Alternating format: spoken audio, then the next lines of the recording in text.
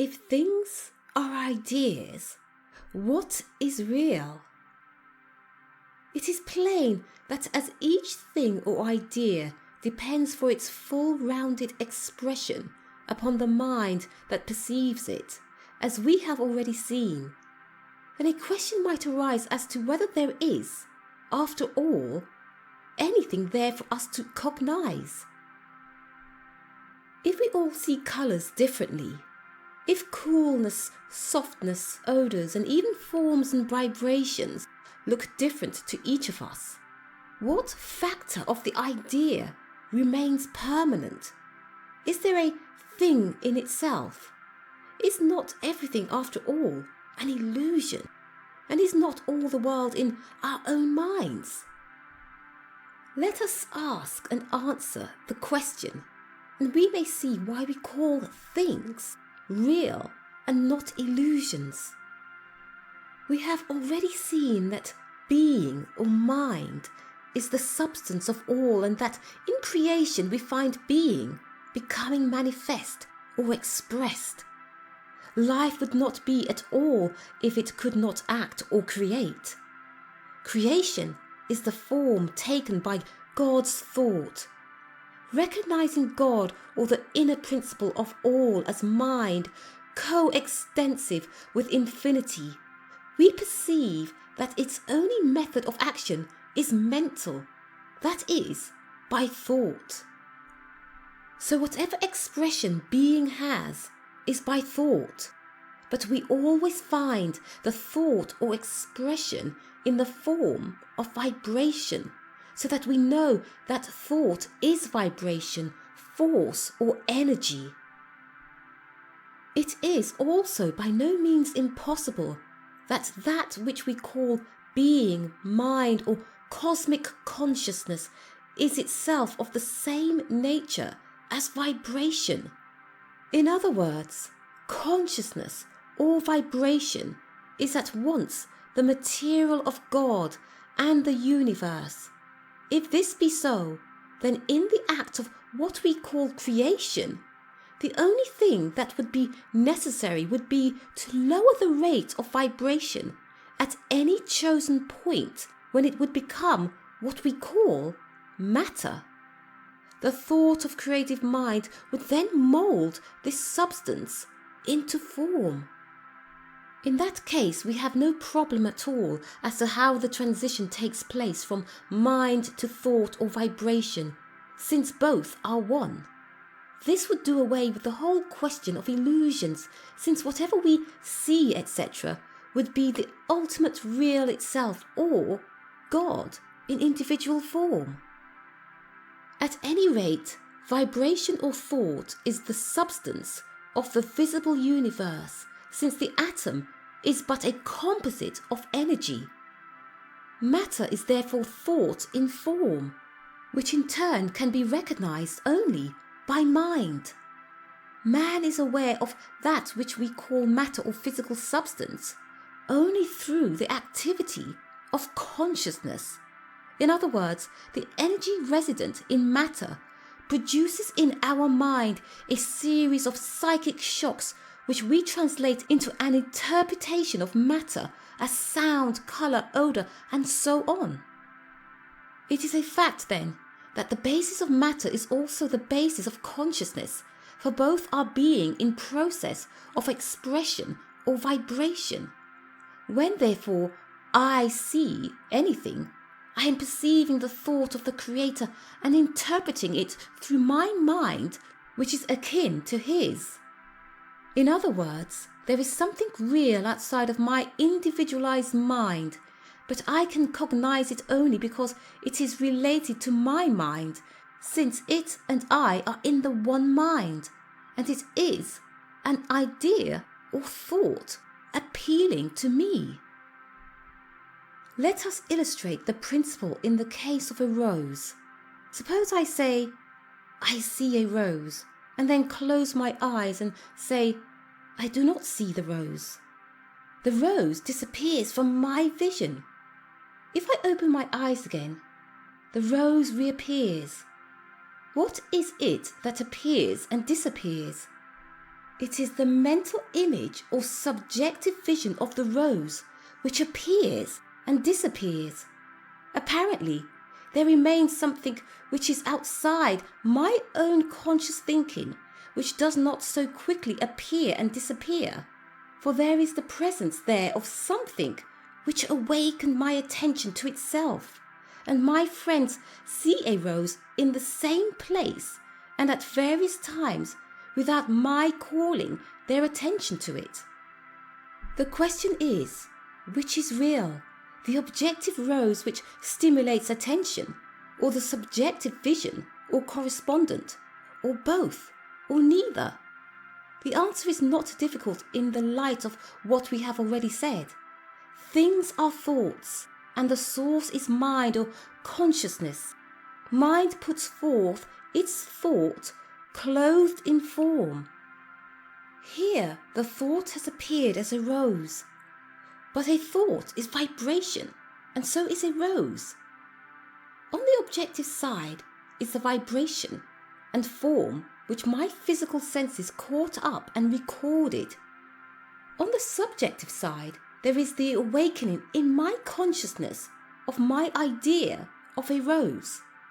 That idea has always been there because it is a part of the absolute consciousness. But up to the moment of my seeing the rose, my consciousness was, as it were, asleep on that point. The vibration from the objective rose is thought awakening a mental correspondent in my mind by the association of ideas. Hence, I see the rose. Now, the eye that sees or cognizes the rose perceives it as a thought or idea. The outer idea stimulates the inner idea when we realize that the rose and I, and my subjective idea of a rose, which is the symbol that appeared to me, exist in the one consciousness. Accordingly, I recognize the rose as not my idea alone, but as an idea or thought of the infinite, which is put forth in a form to be seen by all individual minds, and which has, therefore, an entity separate from my own mind or thought. It is recognizable to me because I am a thinker, and it is a thought. In this way, and because there is about the objective rose a persistency and stability, the idea of a rose, there stands forth in the rose a residue of something apart from my ideas of colour, smell, or feeling. It is the idea of the infinite himself.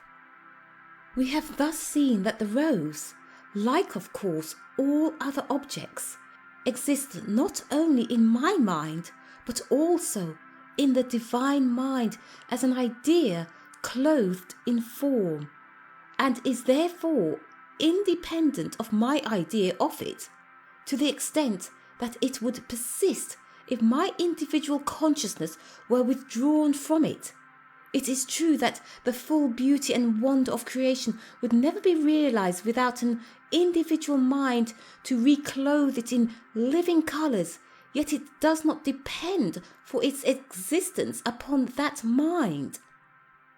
It is even conceivable that the divine mind that sets it forth in space as a vibrant form may perceive it as we do, not devoid of colour, warmth and sweetness, but rather with a finer beauty and fragrance that we can conceive. And there it stands forth until the mind withdraws the thought. It is thus that we must consider the splendour of a sunset, the majestic volume of the Nile, and the flaming comet. They would still be, even as they must have been, before the advent of man. It is therefore a mistake to speak of the common experiences of mankind as illusions and to say that we live in a world of illusions. It is true that we do not live in a world of matter, using the word of matter as meaning that which is independent of consciousness, but the objects by which we find ourselves surrounded are real objects, since they are the thoughts and substance of the ultimate real or God. To call them an illusion is to say that we suppose ourselves to perceive something when in reality that thing does not exist at all. This is absurd, for if there were no real thing, then there would be nothing to call my attention to it, and the mere fancies of my daydreams would be as real as my perceptions of that which common experience declares to be of more value, at least as an imaginary dollar would be as good as a coined one. Yet you couldn't buy a pound of sugar with an imaginary dollar. Things are thoughts or ideas and are real because in essence and nature they are a part of consciousness. The value of this study must not be overlooked. Its purpose is to lead us to realize more perfectly our relationship to the universe and the power which we may exercise over things because they are ideas. Back of everything we see is the thought or mind that brought it into expression. On the subjective side of life, I am one with the eternal thinker and share to a certain extent his consciousness of everything. That is why I can understand what I see, because I am related to him who made them, and deep-seated in my mystic frame is the mind that can know and interpret all.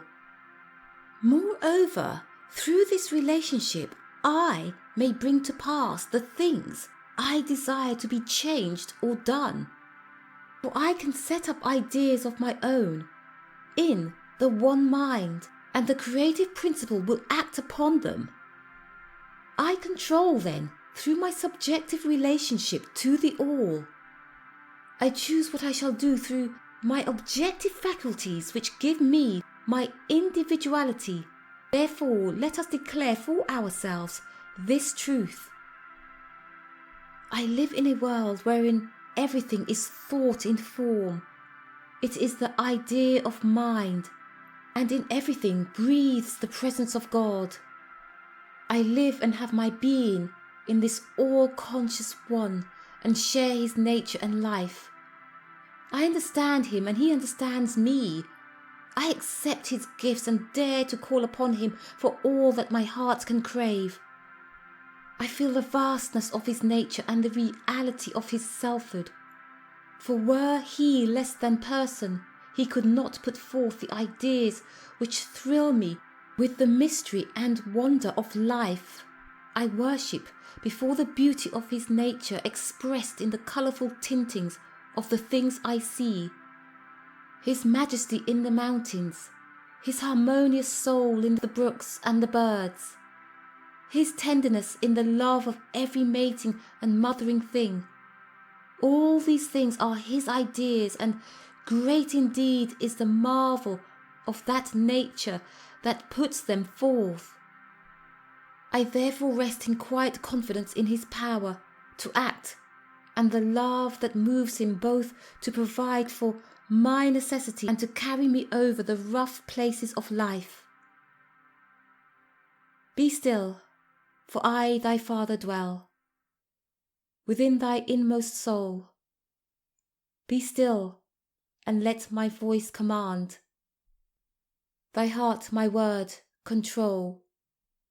Thine act, O rest in quiet till my thought shall rule thy will.